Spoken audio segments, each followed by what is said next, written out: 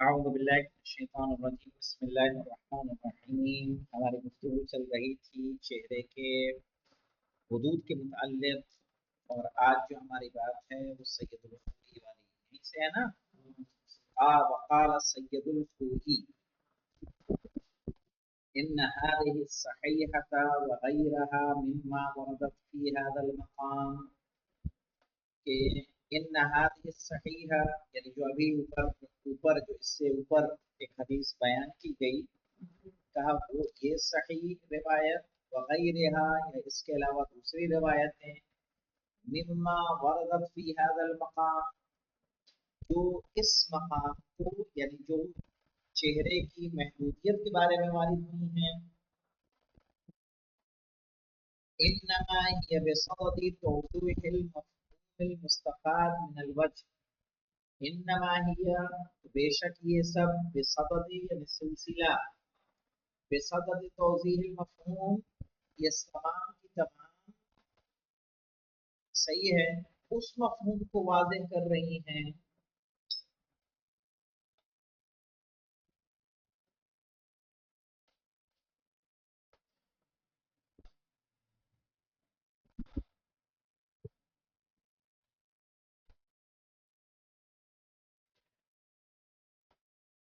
جو چہرے کے مفہوم کو عرف میں واضح کرتی ہیں۔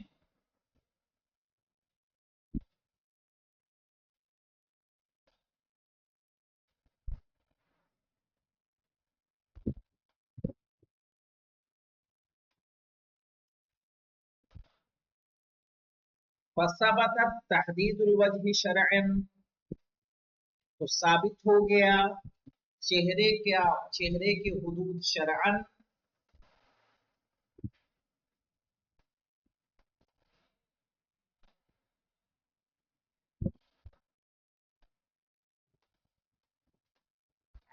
ما هو المرتکز لدى العرف، کہ وہی معنی ہے کہ جو عرف کے نزدیک راسخ ہے۔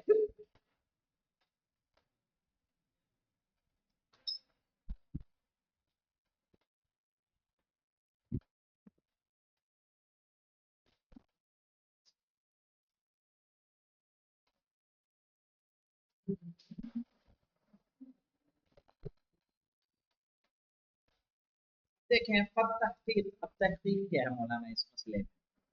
قد تحقیق انه لا شک فی صدق الوجہ عرفا على مقداد المحدد شرعا، کہہ رہے اس میں تحقیق یہ ہے کہ اس میں کوئی شک نہیں ہے کہ عرف میں وجہ اسی پر صادق آتا ہے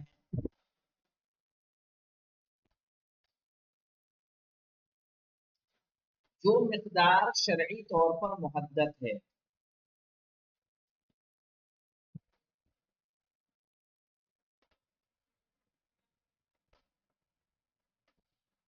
یعنی جسے شرع چہرہ کہہ رہی ہے اسے عرف بھی چہرہ ہی کہتا ہے۔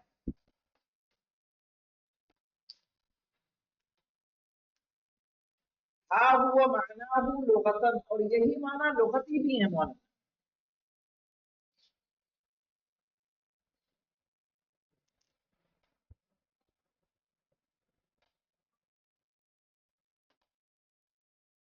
اور دلیل کے لیے انہوں نے کہا قال الفیومی، فیومی کے بارے میں لکھ لیں مولانا، احمد بن،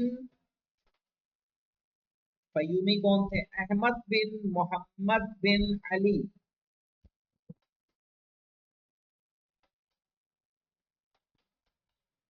احمد بن محمد بن علی الفیومی،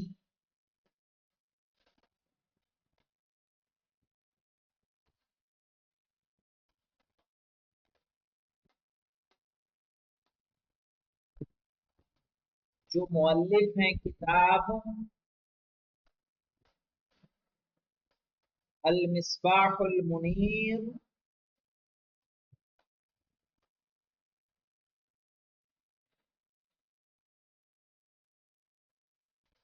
فی غریب الشرح الکبیر، المصباح المنیر فی غریب الشرح الکبیر.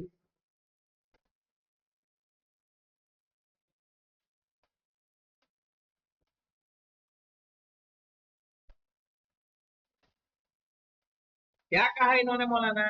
الوجہ مستقبل کل شیء. وجہ وہ ہے کہ جو ہر چیز کے سامنے، کسی بھی چیز کے سامنے والی چیز کیا ہے؟ وجہ ہے.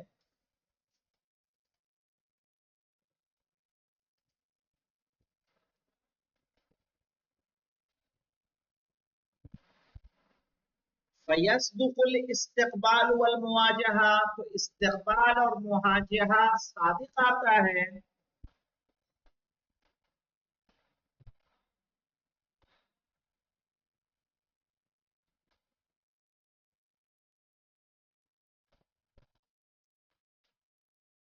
اسی معنی پر جو عرفی، عرفن اور شرعن محدد ہے.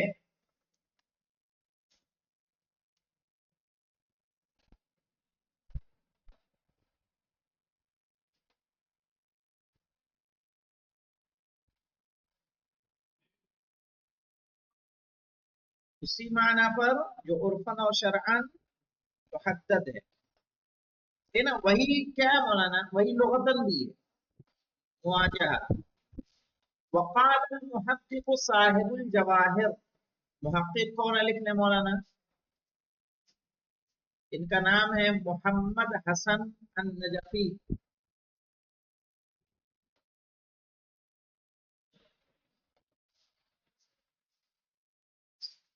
محمد حسن النجفی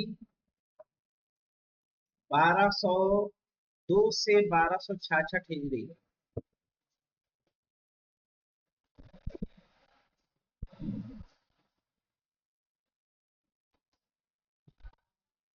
کتاب کا نام ہے، جو ان کی کتاب ہے، الجواہر الکلام.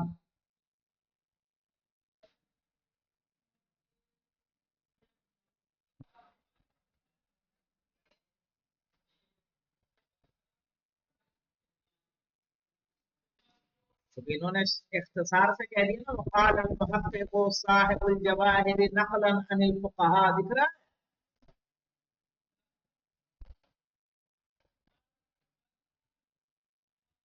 پوری کتاب کا نام کیا ہے؟ الجواہر، الجواہر الکلام. نیچے جائیے، جو اس سے پہلے فیومی والی کتاب کا دیا تھا، تو یہ اس کا دیا ہوا یہاں پہ حاشیہ المصباح المنیر. لیکن اس کا آگے اور کیا نام ہے؟ فی شرح غریبی شرح الکبیر. الجواہر دیا ہے، لیکن کیا ہے وہ؟ الجواہر الکلام. لیکن چونکہ مشہور ہے، معروف ہے، لوگ جانتے ہیں اسے.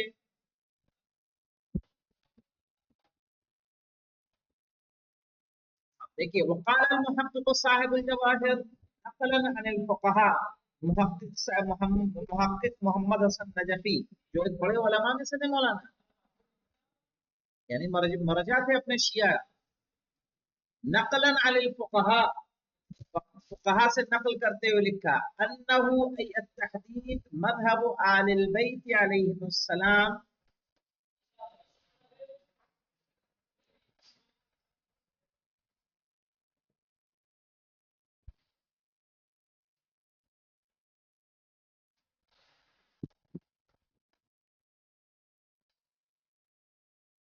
یعنی جو تحدید کس کی ہے مولانا؟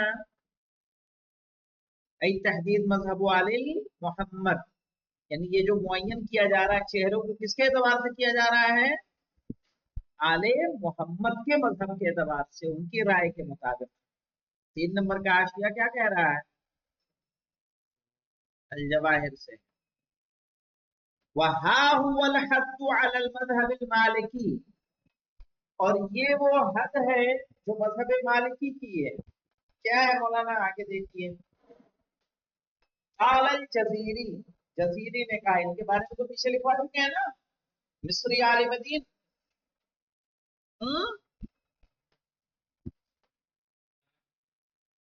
وحد الوجه طولا على المذهب المالكي من منابت شعر الراس المعتاد الى منتهى الذقن. کہہ رہے ہیں چہرے کی حد لمبائی کے اعتبار سے مذہب مالکی میں من منابت شعر الراس سر کے بال کے اگنے کی جگہ سے لے کر المعتاد جو عادی ہو الی منتہى الذقن ٹھوڑی کے آخر تک ہے.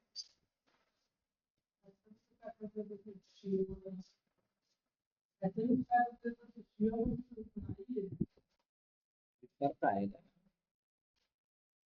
یہ لمبائی کیوں دیکھ رہے ہیں. وقال فی تحدید الوجہ عرضا اور چہرے کی چوڑائی کے اعتبار سے حد کے بارے میں کہا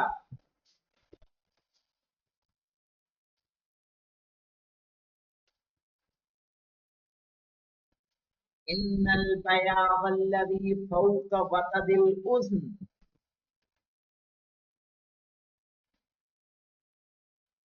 ہاں وتدی لکھ لیں کان کے اگلے حصے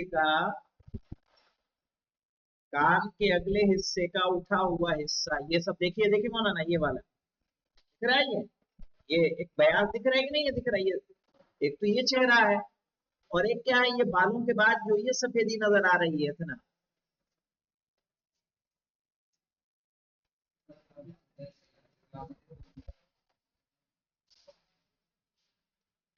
ان البیاض الذی فوق وسط الحسن وہ سفیدی جو کان کے اٹھے ہوئے حصے کے اوپر ہو المتصل بالراس جو ملی ہوئی ہوتی ہے کس سے سر سے من اعلی اوپر کی طرف سے یہ کہاں تک جا رہی ہے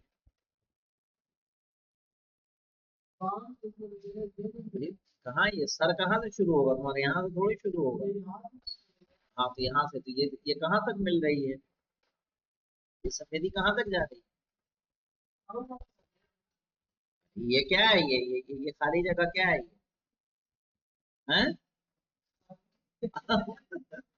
یعنی ایسے جو بنا کیا ہو بال کے ہو حصہ دیکھیے لا یجب غسلہ اس کا غسل واجب نہیں ہے یہ دھلنا واجب نہیں ہے مسحہ بلکہ اس کا مسح واجب ہے یہ تھوڑی شیعوں کے ہیں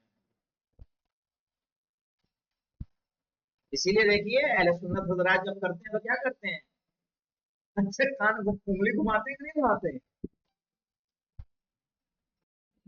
بل مسحہ لیکن اس کا کیا کرنا ہے مسح کرنا بلکہ اس کا کیا کرنا مسح کرنا اسی لیے آپ نے دیکھا ہوگا مولانا کیا کرتے ہیں وہ لوگ کان پہ ایسے کیوں تاکہ یہ والا حصہ بھی کیا آ جائے مسح ہو جائے یوں پتہ نہ کیسے کرتے ہیں ہے نا کچھ اس طرح سے کرتے ہیں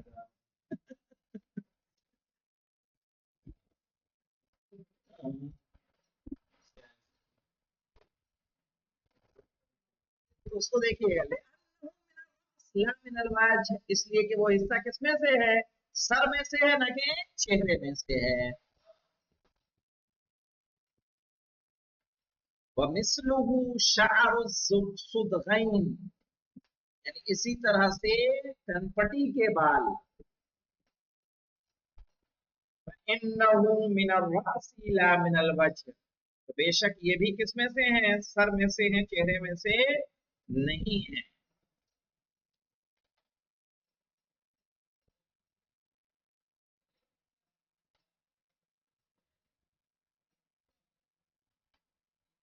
وقال ابن قدامہ اور ابن قدامہ نے کہا ابن قدامہ کون سے لکھ لیں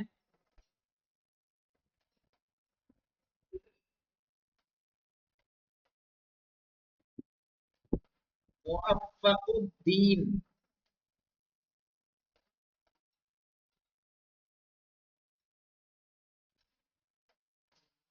موفق الدین موفق ہوتا ہے نا موفق الدین ابو محمد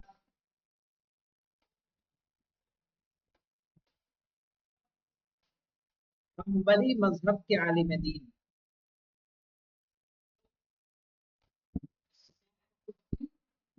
ابو محمد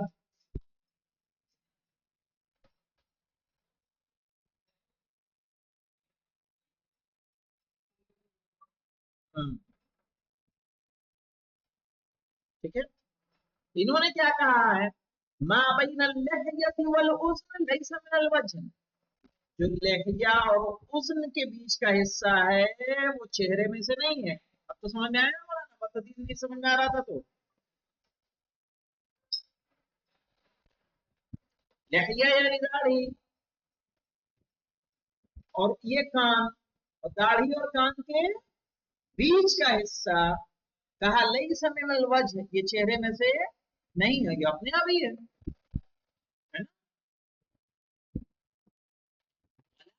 غسلہ، اور اس کا دھلنا واجب نہیں ہے۔ تو ہم یہ کہاں دھلتے ہیں؟ تو یہ تو میں کہہ رہا ہوں کہ اپنے آپ ہی ہے، لیکن وہ ان کا مسا واجب ہے نا، ہمارے یہاں مسا تھوڑی اس کا واجب ہے۔ انہوں نے اس کو کس میں شامل کر دیا، سر میں، کس میں شامل کیا، مسا جب کہا تو کس میں کر دیا، سر میں شامل کر دیا۔ ہمارے یہاں سر میں تھوڑی شامل ہے، ہاں دھلتے دھلتے، اسی لیے تو کہا لا یجب غسلہ بل مسح، یعنی یہ وہ حصہ ہے کہ جس کا دھلنا واجب نہیں ہے لیکن اس کا مسا کرنا واجب ہے۔ اس کا ریزن بھی بتایا، کیونکہ یہ چہرے سے نہیں بلکہ کس میں سے ہے، سر میں سے، ٹھیک ہے۔